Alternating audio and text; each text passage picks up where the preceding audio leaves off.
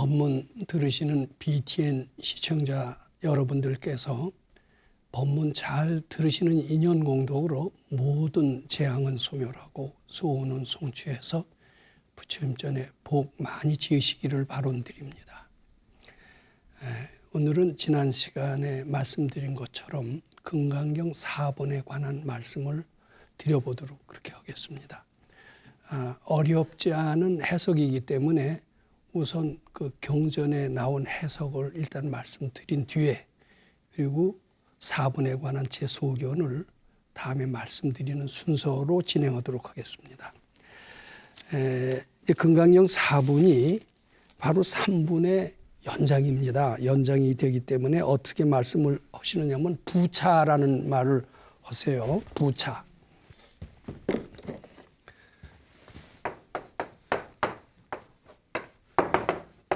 이제 3분에 내가 할 얘기를 다 못했다. 이어서 내 이야기를 보충한다. 이런 뜻으로 부차 수보리야 이렇게 얘기합니다. 부차 수보리야. 보살은 어법에 응무소주하여.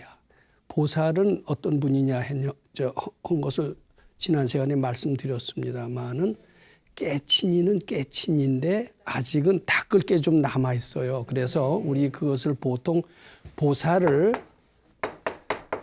깨친 깨쳤다. 각. 그렇지만 아직 중생이다. 그래서 각 유정이다. 이렇게 해석을 합니다. 보살은 어법에 응무소주하여 행어보시니 그랬어요. 어법에 이제 이런 표현이 나옵니다. 보살은 어법에. 이것을 저는 알기 쉽게 이렇게 해석하고자 합니다. 무슨 행동을 할 때 또는 마음을 쓸 때 우리는 항상 몸으로서 무엇을 하거나 마음으로서 마음을 써서 무엇을 하거나 이렇게 항상 뭘 하고 있습니다. 고요히 있을 수가 없어요. 근데 마음을 써서 마음을 움직이거나 몸을 움직일 때 이제 우리는 대개 자기 목적이 있습니다. 자기 목적 달성을 위해서 마음을 쓰고 몸으로 행동을 합니다. 즉 목표가 있어요. 목표 달성을 위해서 우리 공부를 열심히 합니다. 열심히 하는 그 목표가 있어요. 뭐 도통을 하고자 한다거나 또는 인류 학교를 들어가고자 한다거나 또는 좋은 스펙을 쌓기 위해서 우리는 이 달성해야 되겠다 이런 마음을 가지면서 노력을 하고 있습니다. 그 행동을 하는 겁니다. 근데 대개 목표를 가지게 되면 어떤 계산이 뒤따릅니다. 그렇죠? 이기적인 계산이죠. 그것도. 그런데 어법에 뭐 마음을 쓰거나 행동을 하거나 할 때 응무소주하여 행어보시니 그랬어요. 아무래도 머물지 말고 응무소주하여. 자, 요것을 다시 쓰겠습니다.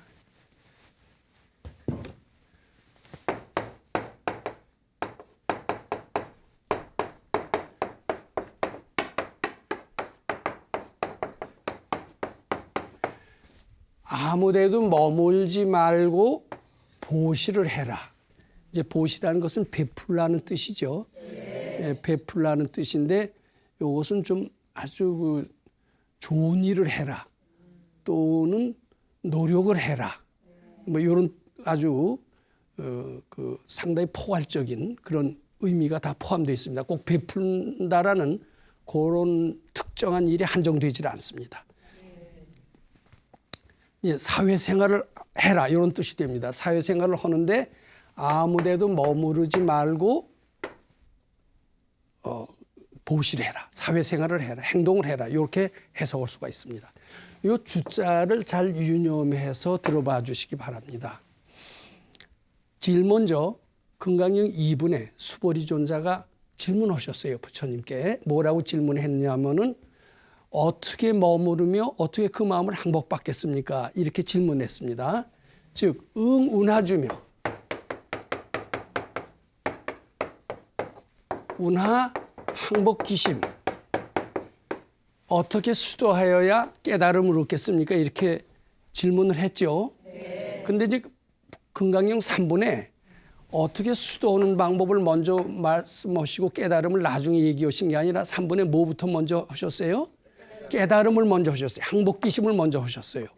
항복기심을 하고 난 뒤에 수도를 해라 이렇게 되는 겁니다.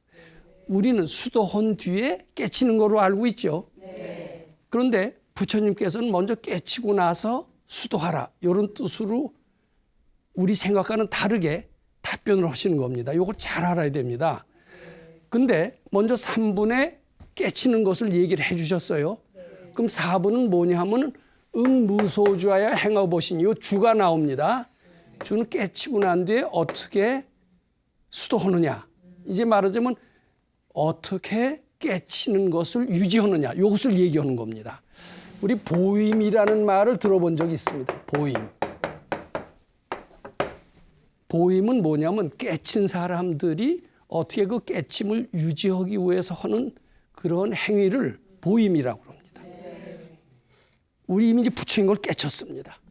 깨쳤지만 깨친 것 갖고선 다 끝난 게 아니에요. 해야 될 일이 있습니다. 우리는 흔히 깨치기만 하면은 이렇게 얘기를 합니다. 생사해탈을 하고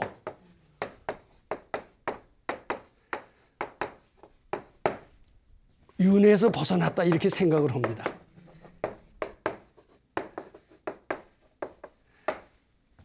깨친 이의 특성이라고 생각합니다. 근데 생사해탈은 맞아요. 근데 윤회에서 벗어났다는 것은 꼭 옳은 것 같지는 않습니다. 윤회에서 완전히 벗어나는 것은 부처님밖에는 아닌 것 같아요. 윤회에서 벗어나면 또 다음 생이 있어요, 없어요? 없죠. 윤회가 끝이, 윤회에서 벗어났다라는 것은 최후신이라는 뜻이죠. 최후신은 부처님만이 최후신이다. 이 윤회에서 벗어났다라는 것은 부처님밖에는 될 수가 없는 거고, 아직 보살은 윤회를 하는 것 같아요. 이건 굉장히 민감한 문제인데 그 전에 요 책을 한번 좀 봐주시기 바랍니다. 이건 제 주장이 아니라 저희 스승으로부터, 밝은 스승으로부터 아주 오랫동안 이 보살도 새 몸을 받는다는 이야기를 많이 들었습니다. 저는 제 생각에 깨쳤으면은 열반에 딱 머물면서 이제 부처가 됐으니까 더 이상 몸을 받을 일은 없을 것이다 이런 생각을 한때는 했었던 적이 있습니다. 근데 우리 스승께서는 굉장히 밝으신 분이고 이 깨친 이들도 보살의 몸으로서 중생을 제도하기 위해서 몸을 여러 생 받는 그런 이야기를 해 주시면서 생사해탈은 하셨지만은 윤회는 끝난 것이 아니로구나 이런 생각을 가졌고요. 그 전에 도올 김용옥 씨라고 아주 하버드 대학에서 박사를 받은 유명한 분이 있죠.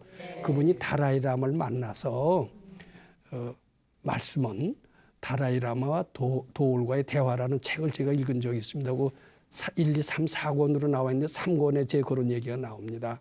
이제 도올 김용옥 씨가 묻습니다. 깨쳤습니까? 라고 얘기를 하니까 이제 뭐 공을 깨치고 자비를 깨쳤다 이렇게 얘기를 하면서 그 티베트 사람들은 깨친 것은 윤회에서 벗어난 것과 동일하게 생각하지 않더라고요. 제가 그래서 깨친 것이 생사해탈은 맞지만은 윤회에서 벗어난 것은 아니다. 계속 수도를 해서 언제까지 수도하느냐? 최후신이 될 부처까지는 수도를 해야 된다라는 생각을 제가 가지고 있습니다.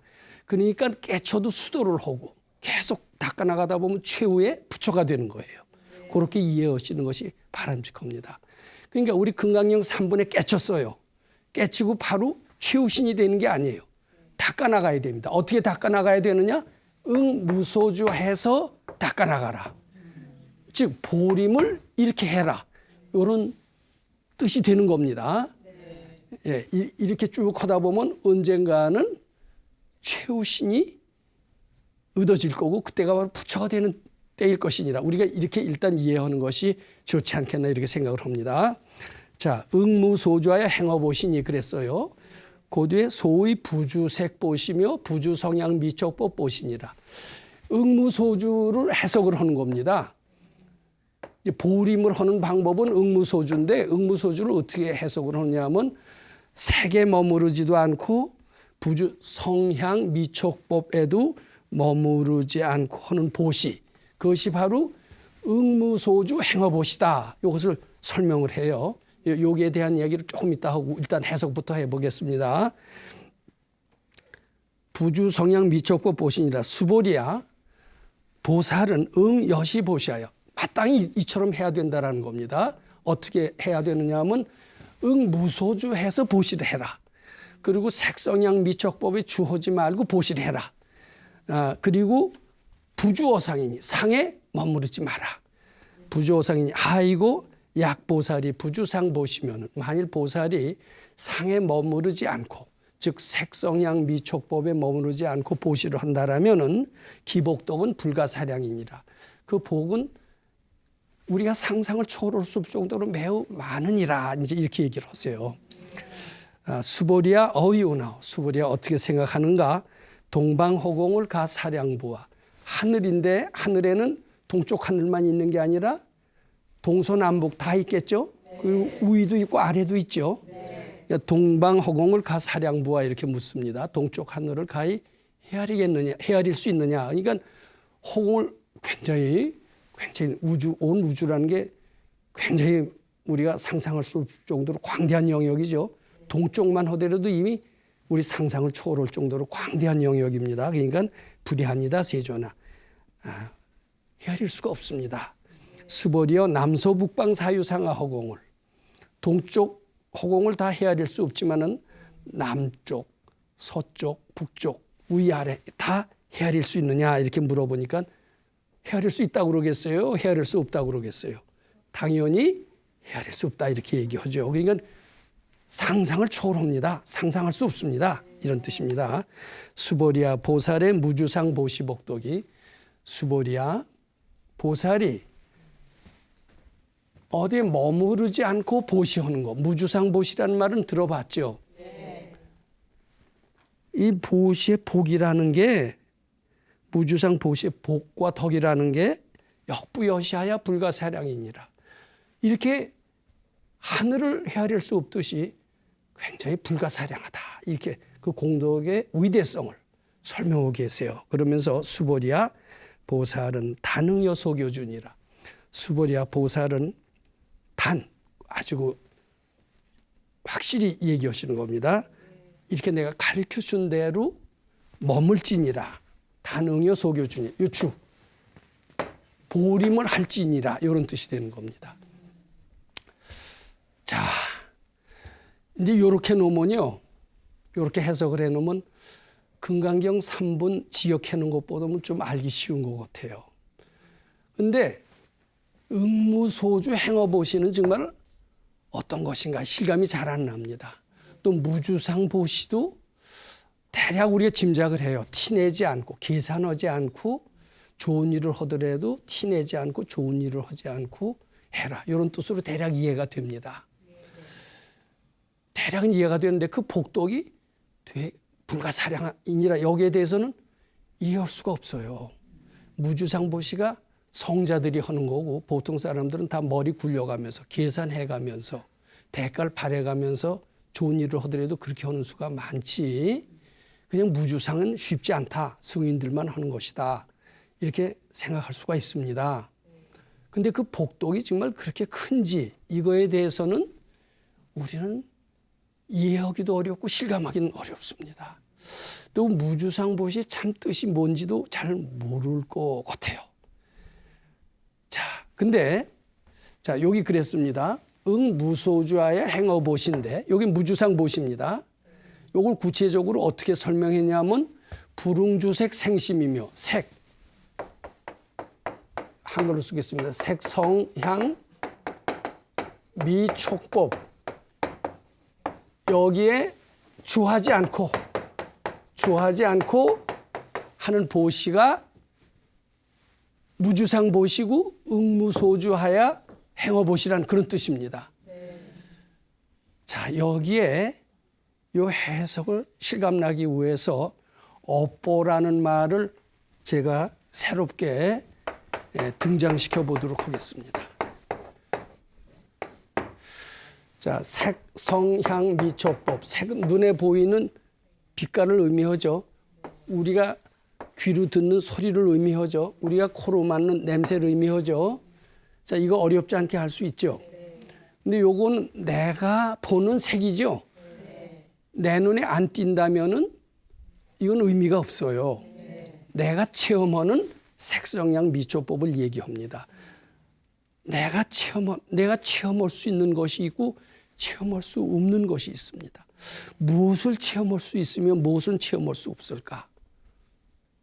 자, 우리 한번 생각해 봅니다. 업보라는 말을 우리 많이 들어봤죠. 업보 앞에다 살생을 붙입니다. 살생업보. 이게 무슨 뜻인지 대략은 짐작하죠.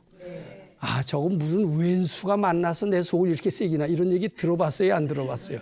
전생에 무슨 왼수가 돼서 너 우리 집 자식으로 태어났느냐 이런 소리 들어봤죠? 왼수업보입니다. 그것은. 이 업이라는 게 뭐냐면은 행위라는 뜻이에요. 행위. 행위를 한 결과 이제 좋은 일을 하거나 좋은 행위를 하거나 나쁜 행위를 합니다. 그러면 좋은 일 하면 복이 돼서 돌아온다는 얘기는 우리가 어렵지 않게 알고 있죠. 또 나쁜 일 하면 벌이 돼서 돌아온다는 것을 알 수가 있죠. 누굴 죽였다. 나쁜 일이죠. 살생을 한 겁니다. 그럼 그 뒤에 그 죽인 사람이 우리 전생이라는 게 있다고 가정해 봅시다. 전생 믿지 않으면 불교 얘기가 안 돼요. 난 전생은 인정하지 않는다. 그러면서 금강경 공부하려고 하면 안 됩니다. 근데 전생에 누굴 죽였다고 하면 그 사람이 원하는 품을까요? 안 품을까요? 품으면서 되게 자식으로 태어나거나 부인으로 태어나는 수가 많대요. 그러면서 그 원수를 갚으려고 할까요? 안 갚으려고 할까요? 갚으려고 해요. 처음에는 반가워서 만났다가 그 뒤에는 이제 왼수 아주 속을 새기는 겁니다. 그러면 전생에 내가 너한테 얼마나 못된 짓을 했길래 이게 살생업보가 있다더니 네가 바로 살생업보로구나 이런 소리를 하는 수가 있어요. 이게 업보라는 게 사람일 수도 있어요. 사람일 수도 있고 이거 사람은 어때요? 육체적인 것이죠. 정신적인 것도 업보라고 그럽니다. 근데 사람은 업보라 그러면 어떤 육체적인 것, 물질적인 것만 업보로 알아요. 근데 정신적인 거, 예를 들어서 분한 생각이 드는 겁니다. 예를 들어서 남이 나한테 뭐 잘못을 하면 덜 분해요. 근데 가족이 나한테 잘못하면 더 분한 수가 있죠. 이 더 분한 거, 이것을 업보라고 그럽니다. 전생에 더 괴롭혔고 그이가 원한을 품고 나한테 더 괴롭히는 거예요. 똑같은 한마디를 들어도 더 분한 수가 있죠. 어떤 사람은 한마디가 들어도 별로 아무렇지도 않은 수가 있어요. 더 분해서 방방방방 뛰는 것도 역시 전생의 어떤 내가 한 행위에 대한 과보에 속합니다. 그러니까 업보라는 게 반드시 육체적이나 물질적인 것만 있지 않고 정신적인 것도 다 포함돼요. 즉 내가 체험하는 색, 내가 체험하는 성, 내가 체험하는 향, 내가 체험하는 미, 촉법 이런 것들은 내가 체험하는 것이죠. 내가 전생에 남이나 뭐 사건이나 사물에 한 행위를 그대로 되돌려 받는 거예요. 즉 색성향 미촉법이라는 것은 달리 말해서 업보라는 말로 압축될 수가 있어요. 그러니까 뭐라고 그랬어요? 응무소주하여 행어보시니 이랬습니다. 아무래도 머무르지 않고 보시해라 이랬죠. 보시라는 건 좋은 일을 하라는 뜻입니다. 좋은 일을 할 때 우리는 아무데도 머무르지 않고 보시를 하게 돼요. 되게 머물러서 보시를 하게 돼요. 예를 들어서 누구한테 베풉니다. 이제 베푸는 종류를 제가 한번 따져봤어요. 따져봤더니 마지못해서 오는 보시가 있어요. 마지못해서 오는 보시. 이제 예를 들어서 학교에 등록금을 내야 돼요. 등록금 안 내면 쫓겨나요. 이건 등록금 억지로 내죠. 이건 마지못해서 오는 보시예요. 그다음에 우러나와서 오는 보시가 있어요. 우러나와서. 자, 내 사랑하는 자식이에요. 이제 학교에 가게 돼요. 근데 등록금이 없어요. 등록금 해주고 싶은 게 부모 마음이죠. 이게 인위적인 거예요. 우러나오는 거예요. 이게 부모가 자식한테 하는 거. 이거 우러나와서 하는 보시입니다. 그다음에 장사꾼이 베푸는 수가 있어요. 요거는 마지못해서 하는 것도 아니고 우러나와서 하는 것도 아니고 상당히 계산에 의해서 하는 보시입니다. 근데 이런 보시를 대략 이렇게 좀 나눠봅니다. 근데 이런 모든 보시는 다 뭐냐면 전생의 업에 의해서 하는 보시입니다. 즉 색성향 미척법의 주에서 하는 보시입니다. 자, 요것은 전생의 업에 의해서 한 보시이기 때문에 요런 보시는 큰 복이 되질 못해요. 그리고 요 보시는 어쩔 수 없이 운명의 사슬을 벗어날 수가 없습니다. 왜냐하면 전생에 내 마음대로 되는 게 아니라 마지못해서 하는 것은 내 자유의지대로 되는 거예요. 못에 끌리는 듯이 해서 되는 거예요. 자발적으로 되는 게 아니죠. 이것도 우러나와서 했대지만은 그건 전생에 줄 게 있어서 그렇대요. 자식들이 되게 이제 자식 크면 우리가 내 몸처럼 사랑하게 됩니다. 자식의 아픔은 나의 아픔이고 자식의 기쁨은 나의 기쁨이고 뭐 가족이라면 남편은 부인의 기쁨은 나의 기쁨이고 부인의 슬픔은 나의 슬픔이고 그러면서 아주 우러나와서 좋아합니다. 근데 겉으로 보면 우러나와서 걷고 아무 대가 없는 것 같아도 그런 정신적인 것들 그것은 알고 보면 전생에 내가 줄 게 있어서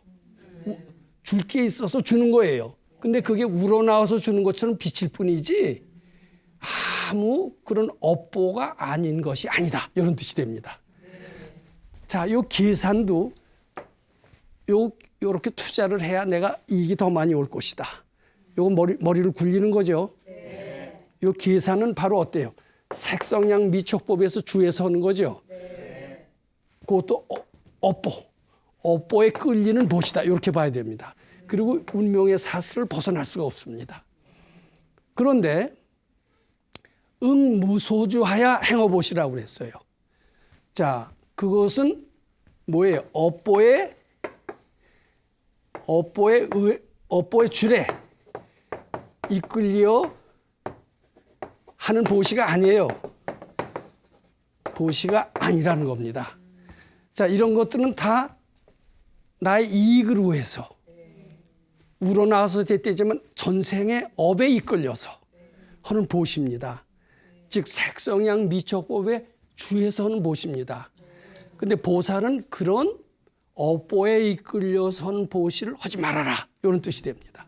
업보에 이끌려서 하는 보시는 복이 되더라도 조금밖에 안 된다. 예정된 운명을 크게 벗어날 수는 없다. 이런 뜻이 됩니다. 그리고 부처님 세계로 가는 것은 더더욱 안 된다. 이런 뜻이 됩니다. 아직은 중생의 삶을 그대로 살고 있는 것이지 깨달은 삶, 성자의 삶을 사는 사람은 아니다. 이렇게 이야기를 할 수가 있습니다. 자, 그런데 이제 금강경 4분에서 강조하는 게 뭐예요? 이런 업보에 의한 보시를 강조하는 게 아니라 무소주하야 행어보시, 즉 업보를 벗어난, 업보를 지향하지 않는 보시를 권장하고 있잖아요. 네. 그리고 그 복덕은 무주상 보시가 되고 그 복덕은 불가사량하다. 이렇게 얘기를 했습니다. 자, 이것을 이 의문을 잘 보세요. 이렇게 업보에 끌려서 하지 말고 업보를 벗어난 무주상 보시를 해라.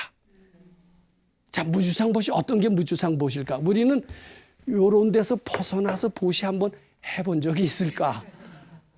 요런 데서 벗어나서 한치도 할 수도 없고 상상도 할 수 없다. 이게 솔직한 표현 아닐까요? 그렇습니다.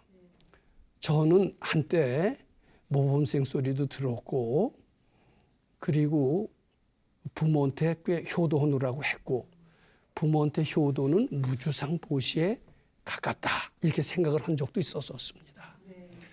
그리고 아무 연고 없는 사람한테도 보시를 하려고 했었던 적이 있었고 아무 연고 없는 사람한테 보시를 했으면 이것이 무주상 보시에 가깝다 이런 생각을 한 적이 있었습니다.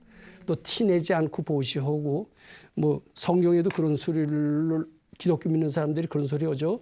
왼손이 주는 것을 오른손이 모르도록 해라. 티내지 말고 하라는 거고 저도 그랬던 때가 좀 있었던 것 같아요. 무주상 보시라고 생각했고 근데 여기 뭐라고 그랬어요? 무주상 보시는 복덕이 불가사량이라고 그랬죠? 근데 저는 그렇게 티내지 않고 했는데도 나한테 돌아오는 복덕은 불가사량하지가 않았습니다. 비슷해요. 무주상 보시 허나마나. 근데 나중에 알고 봤더니 내가 하는 모든 것은 무주상 보시는 하나도 없었던 겁니다. 진짜 무주상 보시 했으면 하늘이 알고 땅이 알고 부처님이 알아서 나한테 불가사량한 복을 주었을 텐데, 나라는 인간이 할 수 있는 것은 다 요 셋 중에 하나예요. 전생에 업에 이끌려서 내가 줬지만은 전생에 줄 게 있어서 준 거더라고요. 나중에 알고 봤더니. 이건 내가 할 수 있는 것은 무주상 보시는 도저히 불가능하다라는 겁니다. 어떻게 무주상 보시를 해야 될까? 이거조차가 지금 해석이 잘 안 돼 있습니다. 근데 요거만 잘 해석을 하고 실천만 한다라면은 여기 경전에 나눈 그대로 그 복덕은 어떻다고 그랬어요? 불가사량이다. 이렇게 됩니다. 과연 그럴까? 우리 한번 요거 해석을 해봅니다. 자, 업보의 줄에 이끌리지 않는 것, 업보 없는 곳을 지향해서 하는 것. 자, 부모한테 하는 것은 자기 자식한테 주는 것이 복이 많이 될 것 같아요. 부모한테 주는 게 복이 많이 될 것 같아요. 부모한테 하는 게 더 복이 된다고 그럽니다. 효도의 복은 옛날 성인들도 많이 했지만 자식한테 잘 주는 것이 복이 된다 이런 소리 하는 그런 성자 들어봤어요? 못 들어봤어요? 안 들어봤죠. 근데 어떻게 자식한테 주는 것은 복이 안 되고 부모한테 주는 것은 복이 될까? 요거 한번 좀 생각을 해보시죠. 또 자식한테 주는 것은 또 이제 자식은 좀 더 떠나서 내가 여자를 좋아합니다. 매력적인 여자가 있어요. 그를 꼬시기 위해서 보시를 한다라고 칩시다. 복이 될까요? 안 될까요? 그러니까 내 본능에 따라서 하는 것은 거의 복이 안 된다고. 자식 사랑하는 것은 본능이죠. 네. 동물들도 자식 사랑하죠. 네. 본능에 이끌려서 하는 보시는 복이 안 돼요. 본능에 이끌려서 하는 보시는 바로 업보에 이끌려서 하는 보시나 똑같습니다. 여자를 내 사람으로 만들기 위해서, 예쁜 여자를 내 사람으로 만들기 위해서 하는 보시는 내 본능, 업보에 이끌려서 하는 보시기 때문에 복이 안 돼요. 그런데 부모한테 하는 보시는 본능이 아닙니다. 인간의 도리로서 은혜를 갖기 위해서 하는 보시니까 본능에 거스리는 보시죠. 본능에 거스리는 보시는 복이 더 된다. 이렇게 이해할 수가 있습니다. 자, 그렇다면은 본능을 완전히 사라지게 하는 그런 것을 지향해서 보시한다면 그것은 무주상 보시에 가깝지 않을까. 즉 자식한테 주는 것보다 부모한테 주는 게 더 무주상 보시에 가깝죠. 근데 부모한테 주는 것보다 더 본능을 거슬려 가서 하는 보시가 무엇일까? 부모한테 주는 것도 상당히 본능을 거슬려 가면서 하는 보시요.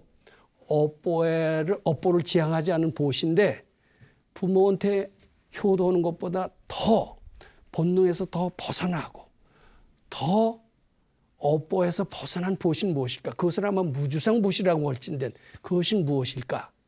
일단 한번 생각해 봐야 됩니다. 그것은 아무 정말 형상이 없는 참나라는 게 보여요? 안 보여요? 매력이 있어요? 없어요? 참나를 향할 때 나라는 아상은 죽을 것이다. 즉 부처님을 시봉하는 보시를 한번 해보자는 겁니다. 이것이 깨친 이의 해석입니다. 무주상 보시, 업보의 줄에 이끌리지 않고 하는 보시, 이것이 달리 말해서 부처님 시봉하는 보시를 해라. 이런 뜻이 되는 겁니다. 부처님 시봉하는 소리 하는 보시, 이것이 아직 실감이 잘 안 나실 거예요. 자, 근데 이 불교 쪽에서는 좀 이런 무주상 보시 얘기가 좀 덜한데 기독교 쪽에서는 비슷하게 하는 수가 있어요. 우리 기독교가 우리 마음에 안 들더라도 거기에 장점은 우리가 귀담아 들을 것은 들어야 됩니다. 우리 그 하나님을 부처님으로 한번 대입을 해보자 이겁니다. 그런 하나님과 비슷한 즉 조물주 신입니다. 우리가 말하는 부처님은 2500년 전 인도에서 태어난 육신을 가진 석가열애라고 생각하면 안 됩니다.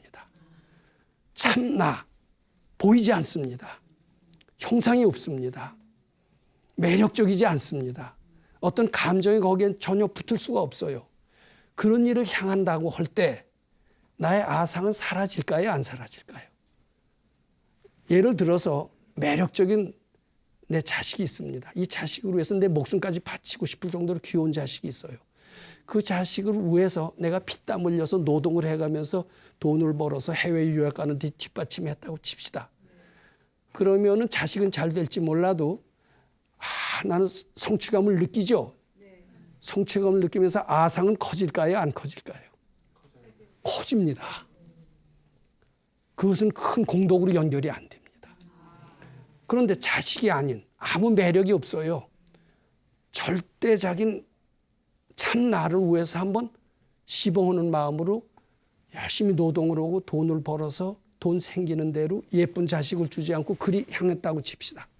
부처님이라는 것은 모든 사람을 의미한다라는 뜻도 됩니다. 모든 사람을 위해서 베푼다라고 할 때 나는 상당히 나의 아상이 소멸되는 것을 느낍니다. 즉 밝은 이는 무주상보시를 어떻게 해석을 하느냐. 업보의 줄에 이끌려서 하지 않는 보시다. 즉 우러나와서 하는 것도 다 업보에 이끌리고 마지못해서 하는 것도 그렇고 계산하는 것도 말할 것도 없이 다 업보에 의해서 하는 것이다. 무주상보시는 무엇이냐 하면은 부처님, 보이지 않는 부처님, 참나, 조물주, 위대한 신, 전지전능한 신, 거기는 어떤 형상도 없습니다. 그 일을 기쁘게 해드리기 위해서는 보시를 무주상보시라고 합니다. 그러니까 무주상보시를 하는 사람은 출발부터가 자기 이기심이 있겠어요? 없겠어요? 이기심이라는 것은 다 업보에 이끌려서 하는 그런 행위가 되는 거죠. 그러니까 좋은 대학을 가려고 하더라도 나 출세하기 위해서 가려고 하지 않습니다. 부처님 뜻을 받들기 위해서 나는 좋은 대학을 가야 된다. 이렇게 생각을 합니다.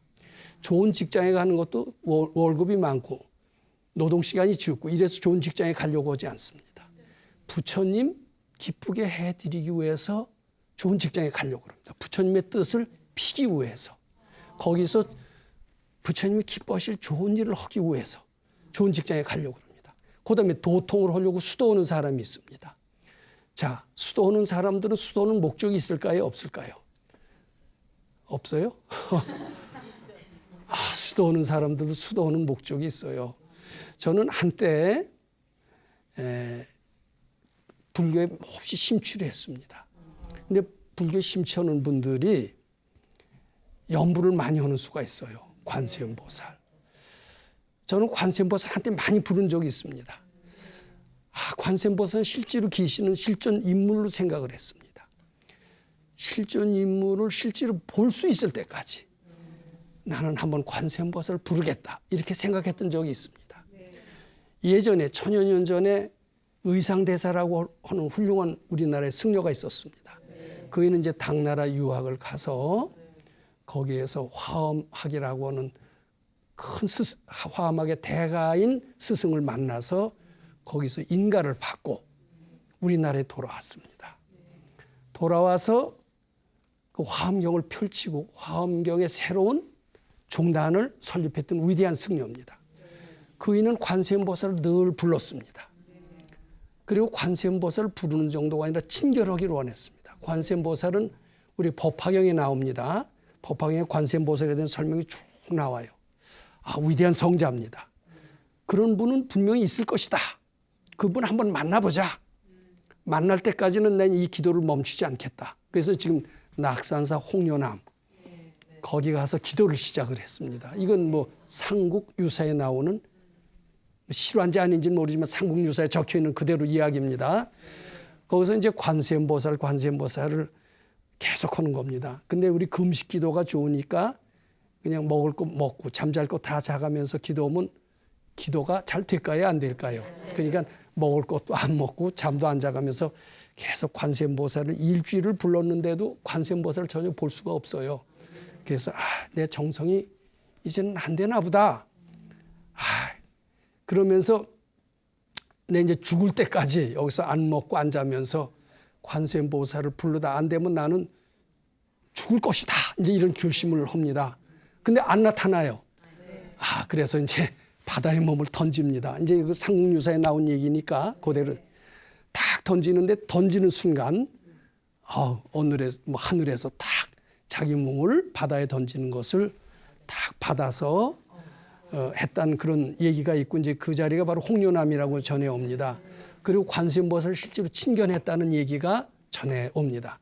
저는 그 얘기를 듣고 의상대사가 그랬으면 나도 한번 관세음보살을 열심히 하면은 관세음보살을 친견할 수 있겠지. 이런 생각을 한 적이 있었습니다. 내가 관세음보살 친견했다고 딱 가정을 합시다. 기분이 좋을까요? 안 좋을까요? 자랑하고 싶을까요? 안 자랑하고 싶을까요? 나도 의상대사와 같은 이런 경지를 얻었다. 이렇게 자랑하고 싶겠죠? 그리고 신행수기도 쓸까요? 안 쓸까요? 쓰겠죠. 자, 그럼 내가 관세음보살을 친견하겠다는 목적이 부처님 기쁘게 해드리기 위해서 한 거예요? 나의 이기심에서 한 거예요?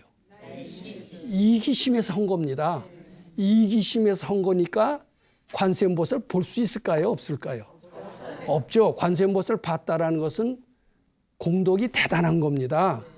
근데 우리 뭐라고 그랬어요? 무주상 보시래야만이 그 복덕이 많다고 그랬지. 무주상 보시가 아닌 색성양 미촉법에 의해선 보시는 복덕이 불가사량할 수가 없겠죠. 근데 이제 의상대사는 어떻게 관세음보살을 보게 됐냐면 그분은 관세음보살을 보고 난 뒤에 자랑하겠다라는 생각을 했을까요? 안 했을까요? 안 했고 드디어 안 먹고 안 자고 난 못 보면 죽겠다라고 하면서 바다에 몸을 던지기까지 했습니다. 그 순간 아상이 없어졌겠죠. 그이는 관세음보살을 친견하기 위한 기도는 자기 이기심에 우러나서 한 게 아니라 그때는 이렇게 관세음보살을 친견해서 관세음보살의 뜻을 받들겠다. 나의 이기심으로 하는 게 아니다. 이런 무주상의 마음이 됐겠죠. 즉 업보에서 벗어나는 그 마음이 됐겠죠. 그러니까 관세음보살을 친견할 수가 있었고 그 복덕은 정말 대단했다. 이렇게 결론을 내릴 수가 있었던 겁니다. 근데 의상대사 같은 그런 대단한 이나 업보에서 벗어나서 즉 부처님 기쁘게 해드리는 기도를 해서 그런 체험을 하지만은 대개 이런 업보에 나와 같이 업보의 줄에 이끌려서 이런 보시를 한 사람은 그런 체험을 할 수 있을까요? 없을까요? 없습니다. 그래서 결국 저는 관세음보살 보는 데는 실패하고 말았고 뒤늦게 이기심으로 해서 그렇다라는 것은 알게 되면서 저는 이제 금강경 4번의 내용을 대충 짐작하게 됐습니다.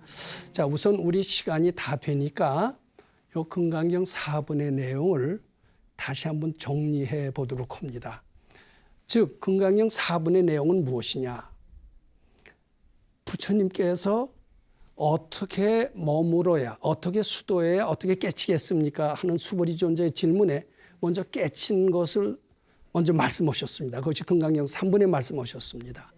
그리고 깨친 뒤에 수도를 해라. 보림을 이렇게 해라.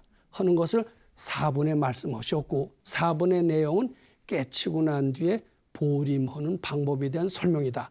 이렇게 말씀을 드렸습니다. 근데 보림은 어떻게 해야 되느냐? 나는 깨쳤어 하고 자랑하는 마음을 내서는 안 된다. 이런 뜻이 됩니다. 자랑하는 마음은 바로 업보에 이끌려서 하는 행위가 되는 것이다. 깨친 것을 그대로 잘 유지하려면은 업보에 이끌려서 뭘 해서는 전혀 안 되는 것이다.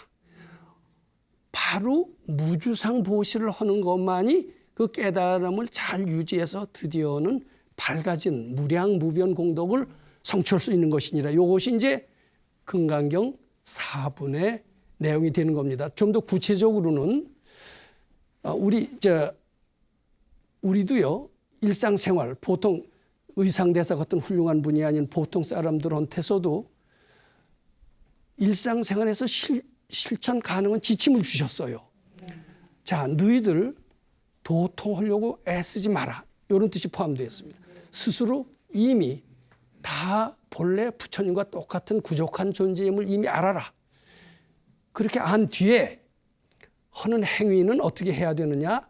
모든 것을 부처님 기쁘게 해드리는 즉 무주상 보시를 실천해라. 이런 뜻이 금강경 4분에 들려 있습니다. 예를 들면 학교를 가더라도 나보다도 부처님 기쁘게 해드리기 위해서 좋은 학교를 가려고 하고 직장을 잡으려고 하더라도 나의 어떤 잘 먹고 잘 살기 위한 이기적으로 하지 말고 부처님 기쁘게 해드리기 위해서 하고 그리고 결혼을 해서 사회생활을 하더라도 나의 행복과 나의 일신의 안위만 생각해서 하지 말고 오로지 부처님 시봉하는 마음으로 하고 선거해서 예를 들면 뭐 국회의원이 된다거나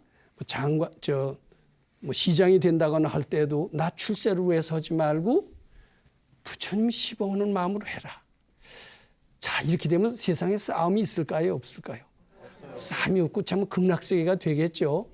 이것을 강조하고 있습니다. 근데 그게 그렇게 되면 손해인 것 같지만 손해인 게 아니라 무량복덕을 얻게 되느니라. 이게 바로 무주상보신이라. 운명에서 벗어나는 길이기도 하느니라. 큰 자유를 얻게 되고 그 복덕은 불가사량하니라. 이렇게 설명이 쭉 되어 있는 겁니다. 자, 이것이 금강경 4번에 대한 대략 정리입니다. 자, 우리 요 다음에는요. 업보에 의해서 사는 삶이 얼마나 고달픈 삶인가. 또 업보에서 벗어난 삶이 얼마나 바람직한 삶인가. 이런 것에 대해서 한번 논의해 보도록 하겠습니다.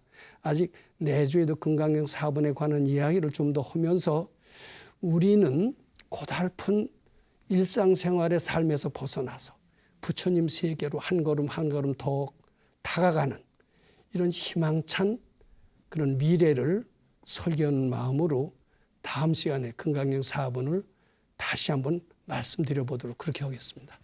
감사합니다.